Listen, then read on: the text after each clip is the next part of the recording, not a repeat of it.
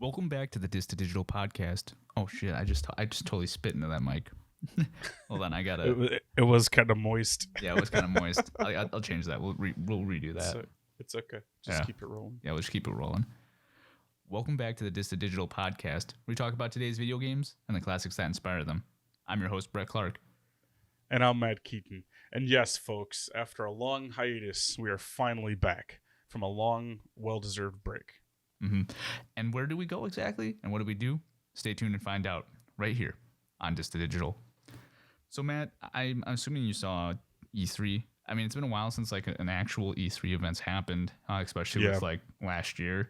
And they I've been trying to keep up to date with it. But for me, E3, I remember when I was younger, like you'd watch it on TV, you record it on your VHS, and it'd be like, here, I'm going to show you guys what the Kinect is. I'm going to show you guys what PlayStation Move is. Now, a lot of it is just like game reveals and game trailers. It's not really the hardware showcase that it used to be, which I kind of miss, but it does still deliver, the video game news and the hype that I think associates with E3. Did you get a chance to look at any of it? First off, yes, I did see some of it. But yeah, speaking to what you're talking about for nostalgia's sake, I really don't like the new format of going into an all digital platform where, because of the pandemic, it's like everything in the world's kind of gone to this format where it's online and there's no people. It takes kind of some of the spectacle of it away, because in the early 2000s, I went to a gaming convention and I played in a tournament for, it was the Sega version of baseball. It was like MLB 2K or something. And it was during the All-Star break in Milwaukee. I remember going to this event and it felt like E3. It just was so big and it was such a spectacle. And there's all these people huddled around the monitors playing games. And they had a lot of new games they were showcasing for sports and some stuff to do with Milwaukee, the Brewers and the history and stuff like that. And I think that event, I'm hoping and praying that they get back to that, because that's something that, I mean, in being in Los Angeles and being something, maybe they might consider to move it eventually. But I think something like that, where it's in person and it's a big event and spectacle, it was more meaningful back then. And you're right. Now it seems like it's just a place for developers to dump their trailers and dump their gaming news. And I think for me, I really didn't tune into it wholeheartedly, because I just it's gone for me. It's not the same. But I did enjoy some of the bright spots that they had to offer. I think Nintendo really took the spotlight away from everybody else, and they really showcased what they have coming up. And I think of all the content shown, I think the biggest draw was the Microsoft news from like basically some of their new IPs they've developed. And then again, you got the Nintendo side of it, where a lot of fans are waiting for Breath of the Wild 2, and they're waiting for Switch Pro news. And there was a lot of rumor and gossip surrounding the Switch Pro news, which never came to fruition, which I found kind of funny. But yeah, E3 it's not the same. It was exciting to see some of the news, but it's definitely a far cry from what it used to be. Yeah, I think one of the things that, especially with like Nintendo and like not giving into releasing too much of their specs and stuff like that, I think that kind of plays to their advantage, because you can get the PR that you need, the hype you need for people to then tune into your E3 program. And I think that's kind of why Nintendo is like, we're not going to really release anything, because we don't need to attract people with it. They're just going to tune in anyways because they think we're going to release it. And I think that's one of the cooler things about E3 is that, like, everyone speculates what's coming in, but like no one ever knows. I will say, speaking of Mario Golf, fantastic. I mean, it's got like 7 on IGN, but I think it's pretty good, for what it is. It's a party game. I don't think a party game is designed really to be great outside of the party, or it should be, but it doesn't need to be, because in a party environment, like Mario Party by itself is very boring. But in a group environment with your friends, it's a 10 out of 10 game. It's one of those give and take situations. And so that's just my touch on Mario Golf, as much as I love it. But there was a lot of stuff that I was seeing about people getting upset with what's the Xbox IP that's now Xbox and PC exclusive. It's like that space one, that space exploration. Oh, for the game Starfield? Yeah, Starfield. That's what it was. And I mean, people, you knew that was going to happen when Microsoft acquired Bethesda. Like you knew right away that was going to happen. They're just going to grab these IPs and they're going to make it to PC and Xbox only. You can't get really too upset about that. And Bethesda's like, they said ahead of time that they're going to honor PS5 exclusives like Deathloop, which I'm super excited for, by the way. So that's something where I'm like, okay, I understand that they've got prior contracts and they're going to honor these, but then you can't get upset when they don't, and I feel like that's something where, I think people need to understand a little bit that, the developers, as much as we'd like to think they have a say, they don't necessarily have all the say in the world when their parent company is obligated to do X, Y, and Z, especially at an E3 release. Like that's, they have to make the people who are the shareholders happy and stuff like that at the end of the day. So yeah, there's a lot of things that go into it for sure. So what I've been noticing since 2019 is that Xbox has been acquiring their side of their first party developers who've been making games for their consoles. They've been acquiring the studios. I know there was State of Decay studio that was snapped up, and forgive me, but there's a few others I had prepared. I don't have them at the moment. And then Sony this year grabbing up a couple of their exclusives. The big takeaway is that there's two of them confirmed, but one's a rumor. The first one is that they acquired House Marquee, which brought us Super Stardust HD, which was the launch title for Sony. I'm not sure if too many people remember that. But Returnal, again, don't have a PS5, can't speak to it, but you've played it, put some time into it. And so that acquisition there was big for them because, again, it's a first-party developer that they're grabbing up, and it's a property in which that there's a base foundation from what I'm reading from the reviews and what I'm seeing people play. There's a great base game to create more than just one game off of it. And then the other rumor is that on an Australian Amazon site, they had it was like a link from Twitter. They had that Sony said, "Welcome to the family," to Blue Point Games. Now, Blue Point Games has been the one that's been remastering a lot of games recently, and they're the biggest takeaway is that they're the ones who remastered Dark Souls or Demon Souls for the PS5, and you've got a chance to play that too. Yeah, I'm super jealous.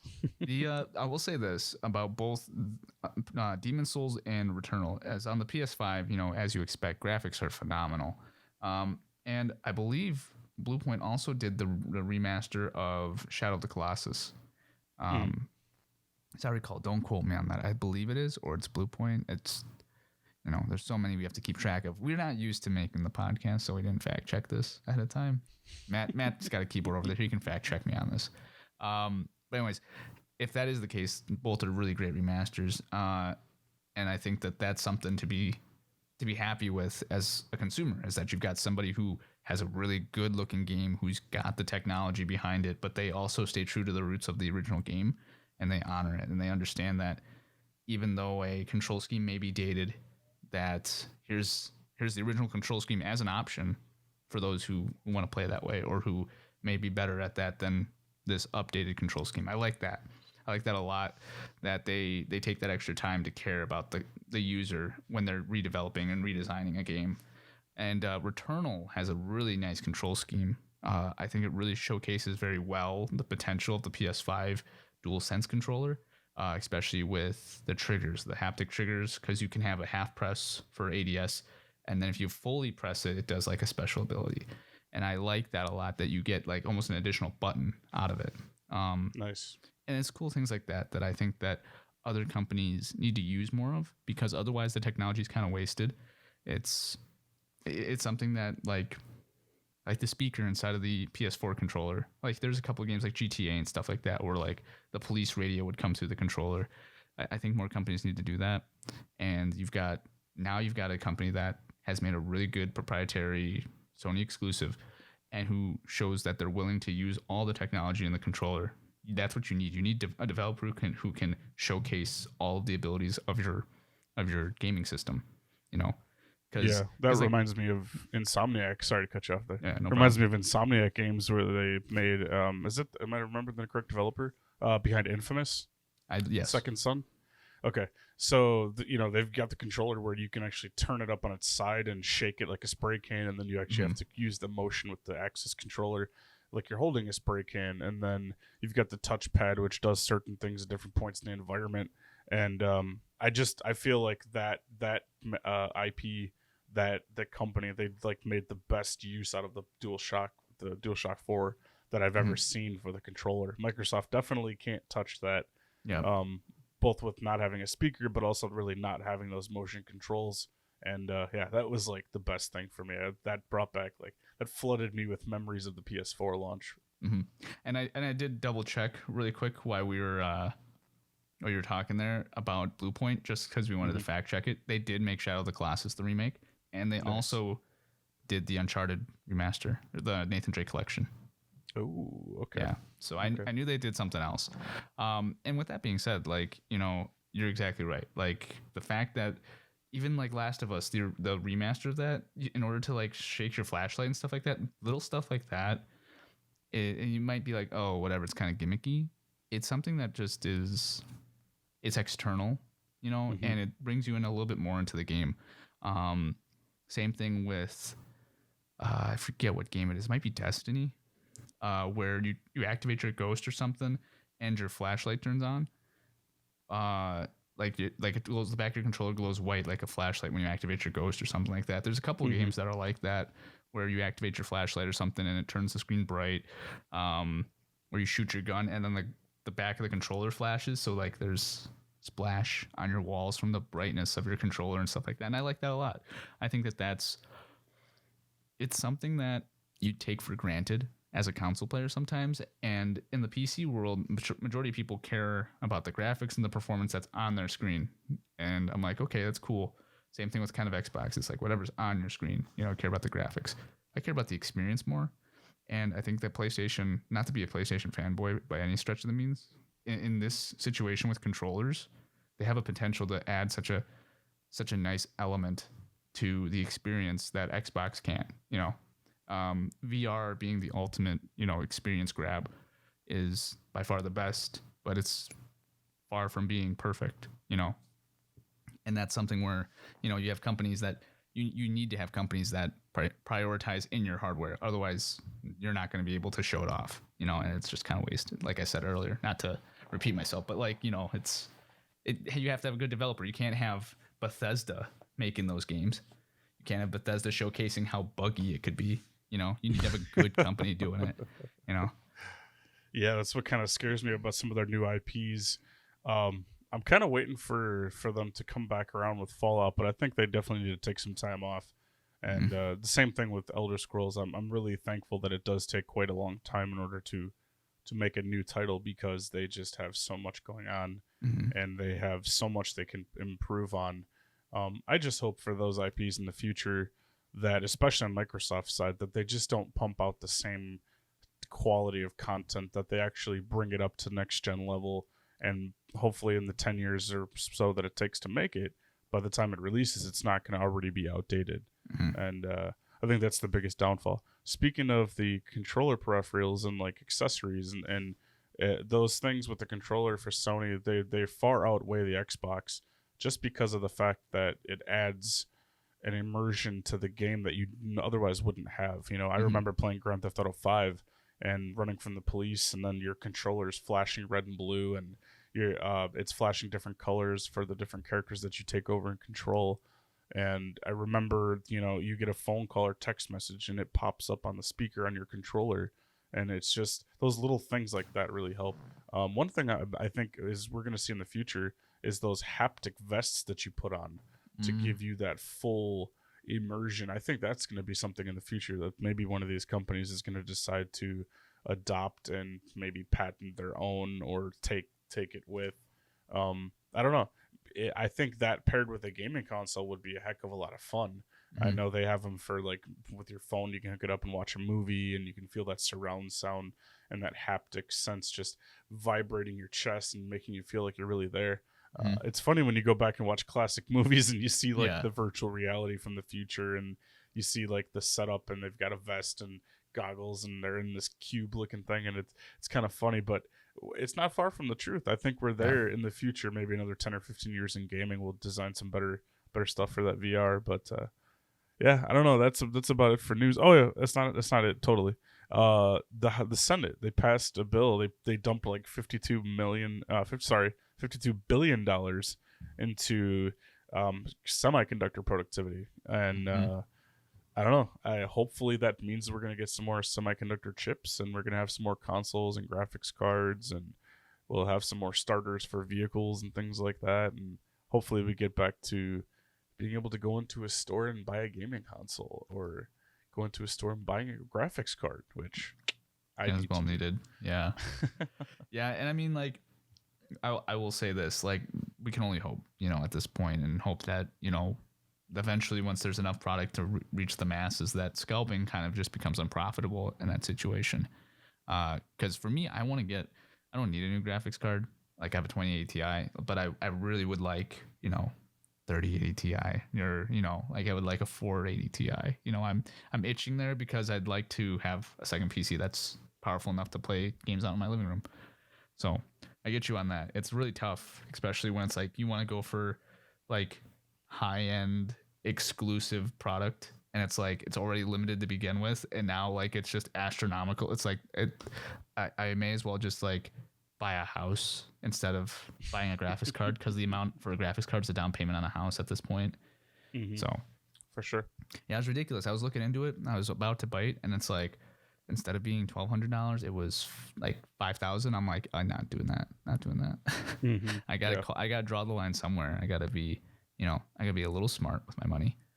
The other thing I will say is that Teslas are now coming with this new AMD graphics card, and you can play pretty much like The Witcher 3 on your Tesla. Now, mind you, I don't know when I'm ever going to play The Witcher 3 in my Tesla, but if I could play Apex Legends while I'm waiting for Kylie to come back with the groceries or something, I mean, I wouldn't mind that. There's a market for it somewhere for the rich and the wealthy who can afford to throw money away, I guess. Yeah. I mean, it parks itself. I mean, that's one day we'll review a Tesla, and we'll tell you how great it is. But until then, never know. yeah. Never know. Until Just then, gotta take it off. Yeah. Oh gosh. Yeah.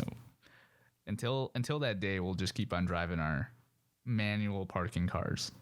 Yeah, our basic cars. Mm-hmm. Yeah, for the most part. One thing I will say that I do like about cars over any form of transportation is that you're on the ground. I recently went on vacation, and the turbulence was just horrible. Going there, it was like clear skies, not a cloud in sight, and it was the smoothest ride I've ever had. It literally, if that was how flying was every single time, I could fall asleep on the plane. Coming back through a thunderstorm was horrible. I thought we were gonna die, man. It was that bad, and I'm like gripping the side of my chair, and it's just like pitch black, and there's like thunder and lightning, and it's just like, oh my gosh, I'm like, we're going down. It's gonna be an episode of Lost. I just couldn't handle it. So I mean that for me is like the one benefit is that like at least I know I'm on the ground and I'm not plummeting to my death if anything goes wrong. Although That is true. I mean, what about you? What's been new with you though, outside the podcast? Oh man, I'm thankful that we're catching up, and I'm thankful that we're back doing our thing. Nothing really out of the ordinary, new and exciting, to be honest. Just kind of learning to look at life a little differently in the slow lane. Kind of slow it down here in Texas and take it easy. Getting old. Yeah. No, it's with our new remodeling at work finally being complete. I've spent about a month. My company spent about a month in the outdoors in the Texas swamp heat. Mm-hmm. And it's just been really, really tough. And I've been working a lot of hours. So I just decided, with this little break that we took about a month long, which is okay, my fault on that. Just needed to take some downtime and reevaluate life. And it's not like a midlife crisis type of thing. It's just more like learning to appreciate and smell the flowers and look up at the trees. And so much of life, it's, and not to be too spiritual or anything, but we spend so much of life just down at our phones and and looking down and just so narrow-minded and narrow-focused on things. Sometimes those vacations we have from certain things of everyday life is the exact thing that we need to balance our life and to Hmm. put us in our zen stage and put us rebalanced, if you will. Yeah. And so you got to take a vacation from life, from all of life, and just go have fun. And I took a vacation from doing the podcast and having that more responsibility and just being able to kind of play games, spend time with my wife, Jen, and just enjoy life and look at things a little different. And I've just been, going out and trying new restaurants and going out and seeing movies and playing new games and Drinking whiskey. drinking some whiskey and Yeah, with smoking some Tim, cigars with Tim and having a good time and just taking it one step at a time and really embracing Texas. Yeah. Are you a Texan now, or are you still a Wisconsinite in your heart? Well, I think it's kind of twofold because I'm kind of a transplant Texan, but I've checked off some of the Texan bucket lists and Oh boy. I think I think I'm a Texan. I think I could say that. And you're never really true anything. You bring your life with you, and you Mhm. bring your growing up and your life history and your stories and you bring everything with you, and it's a part of who you are. You can never turn that page and just say, well, that it's a new chapter. It is a new chapter, but I still have a lot of fond memories of Wisconsin. Mhm. The biggest thing for me is just the not having the seasonal change. In Yeah. Texas, you don't have the fall leaves. They're green, and then one day they just fall off. Oh, right. So there's no real special time for feeling like it's the holidays, like Christmas and Thanksgiving, because it's green grass and it's 80 degrees, 90 degrees, humidity. So it's Mhm. kind of different. But yeah, I mean, you never really truly become a part of where you are. I think you could probably live a lifetime in Texas after living in Wisconsin and never really truly feel like you seen and done it all. It's just that big. Yeah. But yeah, that's kind of what I've been up to, just taking in my environment and enjoying quality time with my wife, and got some gaming stories and gaming in and stuff like that. So yeah, that's what I've been up to. That's cool. Yeah, for me, taking a vacation, from work and stuff like that, it was a really nice experience. Mainly because my fiance and my family, like, they get along, but this is like the first time where it's like, hey, we're gonna go on a family vacation, like, out of the state, and we're gonna go do a bunch of stuff and go shopping. That's pretty much all my family likes to do when they go on vacation. And it was fun. It was a really fun experience. For one, the difference is that typically, like I said, my family likes to go shopping and she likes to hike, so we kind of combined the two. We went hiking and a little bit of shopping. And because of the thinner altitude, my dad says, quote unquote, the thinner oxygen, he was exhausted. I think it's just that he needed to, climb 200 stairs, and then in the blistering heat, like, that environment would take out anybody. But he's just like, oh, it's the thinner oxygen. I'm like, I think that'd take out anybody personally. But it was fun. Yeah. It was a lot of fun. I enjoyed it. But other than that, I mean, it was just nice to do something different than just sit around, and that's what I've been doing a lot. And I don't mind it. I have nothing against staying home and playing video games, but I do feel like, especially more recently, within the last couple weeks, last 3-4 weeks, especially, I've seen my friends more times than I saw them almost all last year. And it's because I'm having the guys over for grilling out and stuff like that. Especially now that we're all vaxxed. It just really helps us because, like, for our work, if you're vaccinated, you don't have to wear a mask. And so it just allows me to be like, oh yeah, come over, do this, that, do that, and have people over and be good to go from there. I think, we're seeing the, people getting back together, people getting able to hang out in person again. And it's a really good time to crave it all in, right now. And I'm getting it in while the weather's really nice personally. But then at the same time, I'm like, I got to settle back in and get back to the podcast at some point. I can't just go off the face of the earth with it, because I really do enjoy it, and it makes it a lot easier to get through the week, especially if, like, because we record early in the week, like Tuesday, Wednesday, and that Monday coming in is just, you hate Mondays. But then you come in on Tuesday, Wednesday, like, okay, I got the podcast. And then, Friday rolls around, you're like, it's Friday. So you only got to survive 2 days, And I'm not saying that I hate going in on work on Monday. I actually really enjoy my job. but that does make the week go by a little faster to get to that weekend.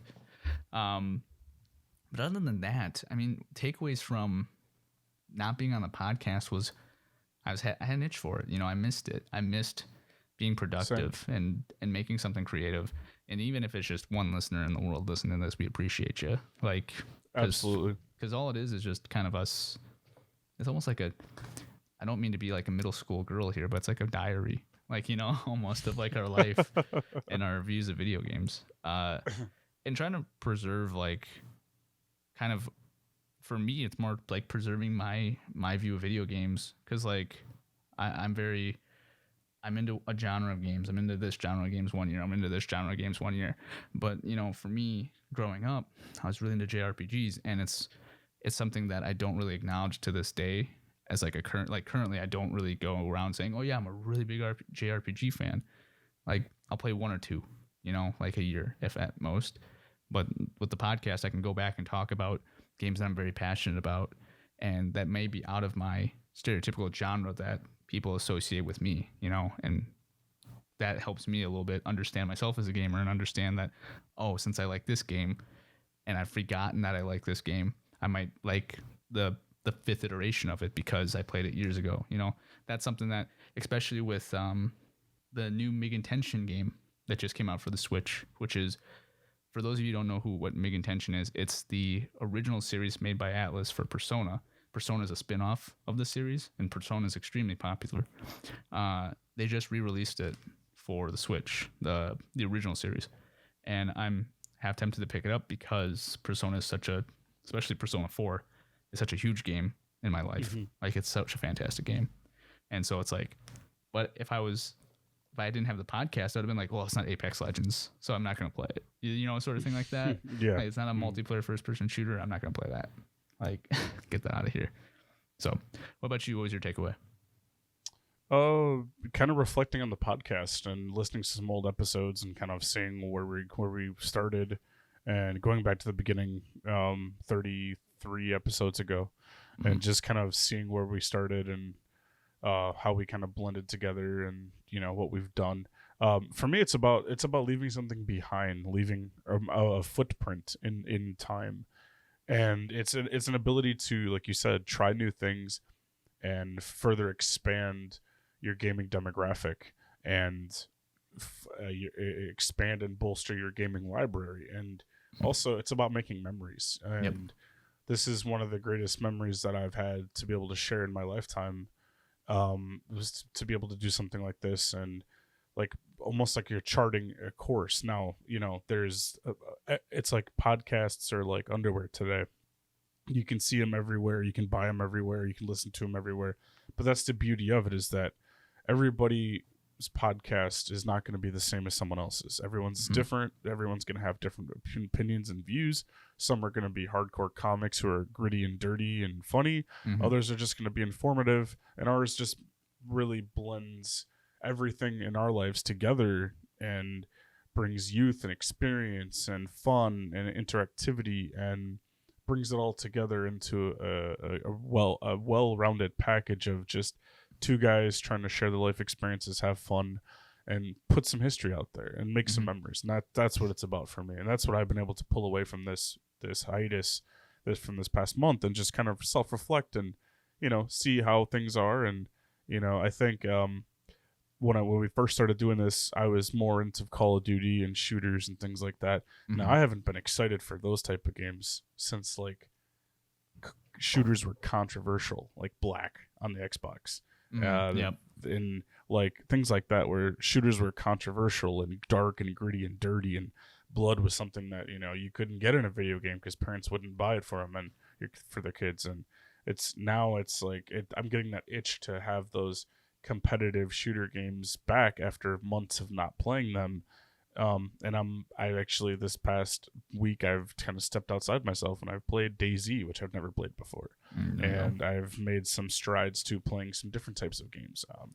Story of Seasons, by the company who made Harvest Moon, they branched off and made their own franchise, and been watching my wife play that, and it's been a blast. And Stardew Valley, a game that's been out for a few years now, just kind of looking and seeing and what it's all about, and kind of taking in that inventory management farm sim Mhm. environment, getting back into a little bit of Animal Crossing, things like that, where everybody's gaming for mainstream, Tarkov on PC and you know Among Us on PC and things like that. It's like I dig our vibe of just going off the mainstream beaten path and trying new experiences. Mhm. And I gotta say, uh, maybe we'll just roll that up into the next segment and throw it in there. But I had some unique experiences booting up DayZ, which I've never had in a shooter, never had in a video game before. And Mhm. I gotta say, that was probably my highlight of my gaming this past month, other than, I had to put the Mass Effect trilogy through its paces. I Mhm. just had to.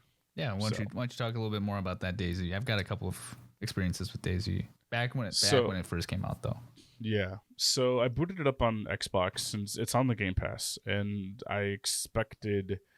like I expected it to be a horrible frame rate. I expected it to be like 7 Days to Die graphics, Okay, and yeah. I expected it to be just like you get airdropped into a situation, and I expected it to be a lot like PUBG and a lot like the other genre title games, and just be really boring and crappy. Mhm. And then I create my character. The game takes like 10 seconds to load into a world. And mind you, I chose a server that was low impact. And Mhm.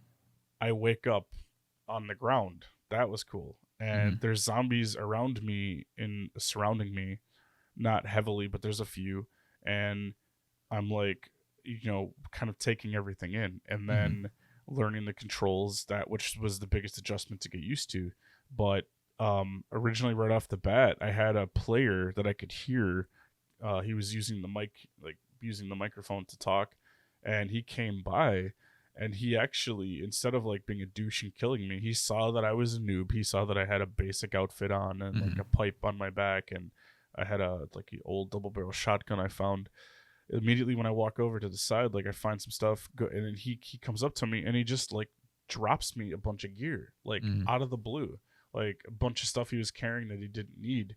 And he had a backpack, so I later learned that he must have been much higher level, and he was just sharing some goodies. Mhm. And I had another guy who came up to me shortly after that, who was working with this guy, must have been, because they were both like just following me around, and instead of killing me, they were actually like clearing out the zombies in the area, and they were kind of making it known which houses they went into, which ones they didn't. So I felt like they really were being kind, endearing, and like Mhm. helpful, instead of being just complete douchebags. And experiencing my first zombie death when they killed me, I thought the game was over, but my character passed out, I Mhm. guess you'd call it. And then I woke up, like 20 seconds later after it reloaded with like full stamina again. And I was in the same situation. I had all my stuff, but I just kind of like woke up and like revived. And then I went to town. These guys were long since gone. And then Mhm. I had a ton of zombies in the area. So I had to learn how to sneak and use the stealth mechanics. And for me, just the what other people would call boring, monotonous gameplay of looting and finding stuff and figuring out common sense way to make it work for you, like splitting up your rags and using them as bandages, Mhm. and just like going into a fireplace and having to fill it with sticks that you find, and you can put your firewood in there, and then there's a better crafting system than I've ever seen when it comes to like cooking food. And it's like intense, the level of detail in the game. And what I was the biggest fan of was the game sounds were very, very well done, Mhm. and the animations were very well done. And I was expecting a turd, and I got like a polished gold nugget of a game. That the only thing I don't like is that it doesn't have a story, that there's no single player part of it. Other than Mhm. that, it was a fantastic experience. So I finally, the funny part about it, my experience is I Mhm. go off on an island, I swim across, then I find a rooster just Mhm. sitting there, Oh, jeez. and he caws, and then I just do my natural survival thing. I just beat him over the head and I kill him. And then I of course I'm working through how to learn the mechanics. So I'm cutting him and taking my resources from the dead rooster, and then a zombie comes up behind me and like I shake him off and I'm fighting him off, Mhm. and so I'm fighting like two or three zombies. Well, I got so low of health and so like exhausted that my character then starts bleeding and I'm trying to like frantically bandage, Mhm. and then I'm just like stone cold hungry, Mhm. and I have this can of like cat food, or no, it was pig meat, but it Okay. was spoiled. So I ate the pig meat and I'm like, my character's puking their guts out as Oh. I'm like trying to get to the shoreline. I find a fishing rod. So I'm like, okay, I'm about to die. I'm super hungry. Okay, I can go fishing. Well, I bait the hook. I got the worms that I dug up, and I made the fishing rod. I connected it together. I Mhm. throw my line out. I'm casting. I'm waiting. I'm waiting. I'm waiting. I'm like, okay, I'm fighting against the gun here. I'm about to Yeah. die from starvation. I got no food left, and then I get the fish, and as I'm reeling it in, I died. Oh. This is like a 2 hour experience of like, welcome to the land of douchebags. Yet Yeah. I had a very surreal, very relaxing, fun experience, and I Okay. don't think I've ever had that in any other kind of game. It was incredible, Yeah. incredible. Have I told you about my Red Dead Online experience? No, that's something I would love to get into as well. I've been looking Yeah. into that. Well, if you get it on PC, I mean, you got a 760. I mean, or 7060 or whatever it is, 760. Whatever. It's been a long day. I had work today. You could probably run it at like lowest settings at like Give 720p. it a shot. Yeah, give it a shot. It's like $15 for just the online. But anyways, so that's what I found really exciting was like the hunting. You know, I really dug that a lot, and I'm not Yeah. typically like into hunting and like gathering and stuff like that for you know collectibles. But in online, you know, it's like, oh, you can be a bounty hunter. Oh, cool. I go here, shoot a bunch of guys, bam, bam, bam, bam, bam, whatever. But it's the Wild West, and so it's not like GTA where it's like, oh, there's a Lamborghini, oh, there's a like a Bugatti, like, and then Yeah. there's like a billion buildings. It's like there's one other guy on a horse, and the next town is 10 minutes away. So what am I gonna do until that time? So I just stalk like animals, and I like hunt them, and then I bring their pelts to the next town. Really digging it, really loving it. I don't know what it is about those just grabbing pelts and stuff like that, but I Yeah. dig that a lot. Um, and we kind of took a break from it, my friend group that I play with there, mainly because like other games have come out. But for Mhm. $15, I mean, I'm gonna come back and play it quite a bit. So it's Well, pretty good. that's where I wish that the Game Pass would the not the Game Pass. I wish that they would have multi-platform on that, like crossplay, because it's on the Game Pass. The Red Dead Online portion of it's there. I have the full game on PS4, but if they have crossplay, I can definitely hook up with you. Mm-hmm. Otherwise, I don't know if the graphics card will run it or not, but I'm let's hope for the best. maybe I don't know. I don't. I wouldn't push my luck too much on that. I'm not gonna lie. It gets the podcast back up and running. When I sent that to Matt, it was so that we could get the podcast up and running, and I had to ship it in this like foam container so it wouldn't blow up in like a non-static or like an anti-static bag and everything. It was crazy. The box was Yeah. so intricate. Well, I mean, it's powerful enough to run the editing software and do everything for the podcast. That's perfect for me. Mhm. And I've always been a console gamer, so I'm not really in a huge rush to get back into PC gaming, but I do want to. But, I can't complain having a Series X and a PS4 Pro. It's just, there's just so much to choose Mhm. from. I have infinite library. It's crazy. So, Yeah, I agree with you on that, and that's one of the things that I've really come to appreciate is because I moved my second PC out to the living room, and I ended up Mm. just using it as like for a gaming PC, and I'm able to play pretty much whatever I want out there now because I have nice. the arsenal to do so, and I love that. But sometimes there's too many options. Not gonna lie. Mhm. I've been playing. I just beat Fire Emblem Cindered Shadows, the DLC for Three Houses. Fantastic. I mean, not as good as the actual game, but it's still good enough. I still thought it was pretty solid. And it's just your typical strategy, like turn-based strategy. I loved it. Mhm. It was great. It was a great story. Good. Not a great story. Good story. But now it ties into like the main game, so I really dug that. And then we're still me and Kyler beating Sackboy. Oh, okay. And we're playing Dark Alliance right now, which we haven't played in a little while. I think she's craving it. Oh, is that the Dungeons and Dragons Yeah, Dark Alliance? they put it online. That's cool. The original, not the new one. The original is what we're playing. We're playing the polygon graphics version. Oh, of the okay. game. Yeah, I don't know. I mean, I don't mind it. It's fun. But what is it? Crud. Oh, GTFO. We gotta play some more of that. I don't know. There's just been some games I've been craving recently, where it's like Hunt Showdown, stuff like that. I want to get back into them a little bit. And now that we do have some other news, actually, I totally forgot to bring this up to you with the UGC event, which is highly anticipated. Obviously, we do it once a year. We should do it more, but it's an annual Definitely. thing.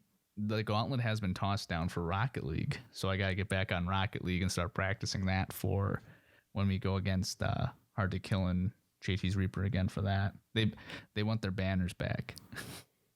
Okay. Yeah, I don't know. Like the banner looks really nice in the corner there. It does. Yeah, it looks really good.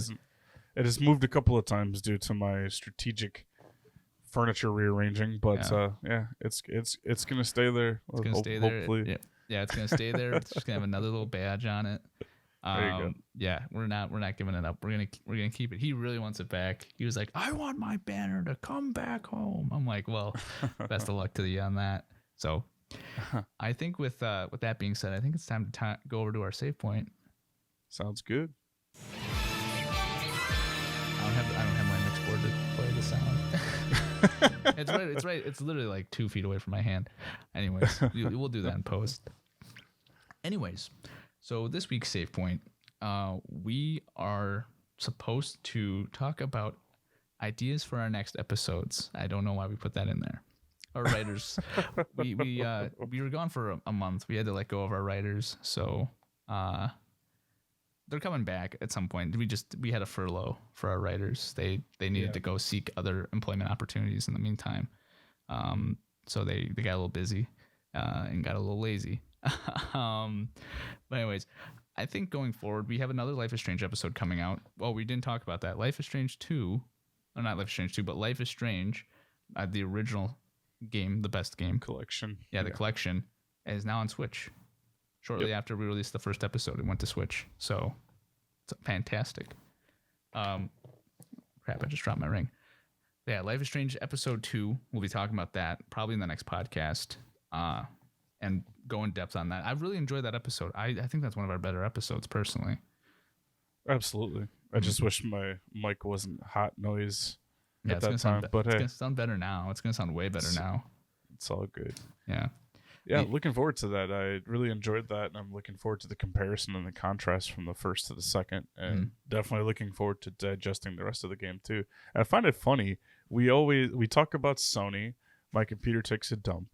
We talk about then live during that episode we had internet malfunctions and I got attacked, and then we talk about Life is Strange just out of the blue. You pick it. We had no idea. We swear of the news coming that they're gonna do the collection and they're gonna bring it over to the Switch, and then literally the few days after we cut it, shoot it, put it out, and then it's during E3 they announce, Life is Strange is coming to the Switch. It's like, what? So let's see what else we can bring to fruition on our totally coincidental podcast here.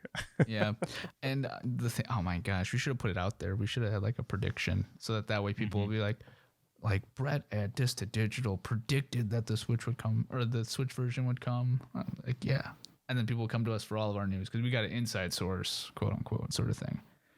No, but I know that there's a couple games that I'm excited about. There's a couple of them are retro looking games. So they're kind of I'll wait for a Steam sale on that.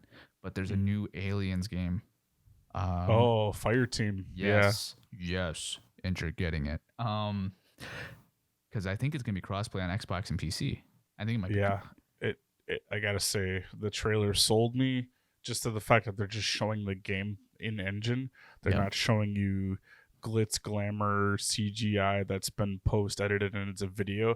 They're actually showing you live in game footage of the game during the trailer, and man, it just brought me back to what the old Aliens could have been. What was it? Colonial Marines. Yep. Yeah. The typo in the code. And this is definitely what sold me was the Hive. That was just awesome. Yep. it's gonna be a really good game. Yeah, Can't wait to try that. it reminds me a lot of GTFO, or GTFO reminds me, I guess, a lot of it. So hopefully they do it really well. Because the issue with GTFO, and as much as I love it, it was just way too hard because you needed to have 4 players who knew exactly what they were doing with limited resources. This game, I think it's a little bit more like Gears of War, but with aliens. You know. Speaking of Gears of War was on sale. Gears of War 5 was on sale for $20. Oh, Grabbed not it. bad. I grabbed it. I had to grab Oh, on it. PC. No, on Xbox. I just grabbed it physically. Oh, wait. No, I think it was on sale for $10, and Cyberpunk was on sale for 30, or for 20. Cyberpunk was on sale for 20, and that game was on sale for 10. Yeah, I was gonna say you picked up some games. Yep. If you have the Game Pass, though, I mean, which includes Xbox Live, all the Gears are on there. I already have Xbox or Xbox Live. Oh, you just picked you don't have the Ultimate Game Pass, do you? No, I don't. Oh. My Xbox. So, ladies and gentlemen, all the fans of Disc Digital, I'm going to tell you guys how privileged I am as a gamer. I have my Xbox One X behind a glass display case, along with a Xbox 360 white, black, 2 slims, and the original OG Xbox. I then have a PS3, a PS2, a PS2 Slim, and a PS1 also behind that same glass display case. And then I also have a bunch of other stuff. But those things like haven't left the display case yet. But that's my only Xbox One X. I was gonna say, so in other words, you don't play it. Yeah. No, cool. it's just for display purposes only. Okay. No, I can plug it in. I can plug it in whenever. But Gears of War 5, I was telling Kylie about this. I'm like, I'd play the whole entire Gears of War series with her because I haven't played all of them. I've only played 2 and 3. You know, so I'm missing 4. I never played the first one, and I'm missing 5, but now I have 5. So it's like, you know, rounded out the collection. Yeah. Yeah, exactly. And my Xbox collection's super small. I don't know what it is. It's just it's been smaller and smaller. And then oh my gosh, Matt, I haven't told you about I'm sitting in down. Denver. I went to a retro game store. What? Oh, Yeah, okay. Yeah, here You didn't take pictures. No, I got something better. I got actual games. I gotta go grab them. You tell them some interesting story about some video game while I go grab this. All right, so Yeah. I would go with my Mass Effect. Forgot about this entirely. So everybody, thanks for staying with me after Brett just takes a little leave of absence here for 2 seconds. So yeah, Mass Effect, the remastered trilogy is fantastic. I picked it up on Xbox, and it's just been phenomenal. Remastered graphics, remastered gameplay. Playing the original game for the first time is definitely a blast. So you should definitely go check it out, and you won't be sorry. They've definitely put the whole package in there. It's nice to have it on one disc instead of having to change CDs like the old way. And yeah. It's really fun. You should go check it out. And right now I'm in chapter 2, working my way through, and hopefully get past that and cure myself of my OCD of planet scanning and just have a good time. I was talking to our viewers as you were AWOL there for a minute about Mass Effect remastered. Oh yeah. Beat the first game and put in about let's say 60 to 80 hours in that. Oh, jeez. Maybe less. Maybe I might be exaggerating a little bit, but I put in a ton of time. And then I've been OCD planet scanning the crap out of the universe, the Milky Way, in Mass Effect 2. Oh, jeez. That game is fantastic. Absolutely. All right. So mind you, Matt, this is just at some random little, like, mom and pop, like, GameStop in the middle of Denver. So, or Colorado Springs, technically. So I got... Gaia. Yep. The Illusion of Gaia, which is nice. Which was $30. All right. Pretty good deal for it. Not bad. Then I got for $7.55. Oh, Spec classic. Line. Oh yeah, a classic. Yes. And then for $7, phenomenally underrated game. Yeah, for $7, I finished out my Splinter Cell collection, Double Agent. That's nice. And for $5, here is the icing on the cake. SpongeBob and the golden spatula. Yeah, the golden spatula. Nice. For the Game Boy Color. Yep. That I was like, okay, you know what? I'll get it.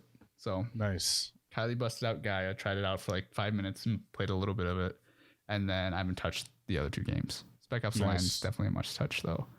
I mean, I can't pass it up for less than $8. You know, like, Yeah, that's better than the Steam Summer Sale.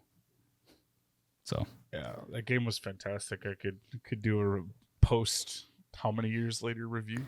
It's a fantastic game. yeah, if I Love the story writing. Love the gameplay. Yeah, when I beat it, we can do an episode on it, Matt. You got to just brush up on it. Yeah.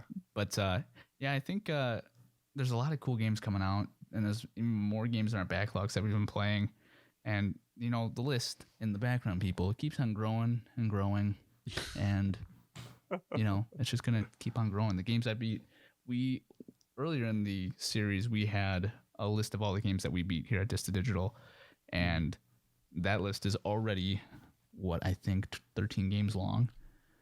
So I think the most important part of this for everyone to digest is by the time 2021 is completed, Brett's list of games that he's completed will look like a CVS receipt, and mine will look like a mere grocery shopping list. Yeah. Yeah. Well, you gotta get on at it, this man. rate. Yeah. I do. Well, here's the thing. If you think about it, Mass Effect's 4 games.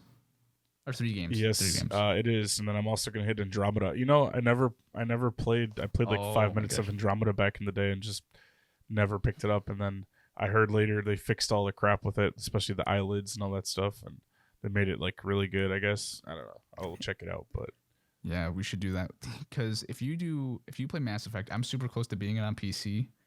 I will buy like Mass Effect physically and play it day 1, like 0.0 patch, just to see how buggy it is. And so I can just live that experience because I never experienced any bugs on PC because it was already pretty patched when I got it. But yeah, I haven't experienced anything bad. But I saw like this clip where like guys T-posing for me makes me giggle. So like I just see like the T-pose jumping. I'm like, oh, it's so I want to experience that because it's broken. I love that stuff. But yeah, Afterlife is Strange. Definitely down to talk about some Mass Effect Andromeda and Spec Ops: The Line. And you know, with this digital, we're more than happy to talk about anything, especially if we both beat a game. You know, that's the best episodes. Is where we both can talk about something that's fresh. You know, one of my favorite episodes was Contra, where we talked about that because we beat it together. You know, so hopefully we can get something else going like that, and hopefully you guys are all here along for the ride for the continuation of Dista Digital as we continue on and you know get back into the swing of things. You know, but with that being said, guys, I think it's time to wrap up this episode of Dista Digital. Thank you so much for joining in with us today. Absolutely. Yes, we really appreciate it. If you have any questions or topics you wish us to discuss, feel free to leave a comment on our Twitter with the hashtag DistaDigital. And by now, you know where to find us. Discord, Facebook. We talk about all of our favorite gaming experiences, things we love, and we're definitely going to get back to posting more stuff on there as well. So stay tuned. Yes, and feel free to stop on by there, ladies and gentlemen. And from all of us here at Dista Digital, I'm Brett Clark. And I'm Matt Keaton, and we'll catch you guys next time. Take care.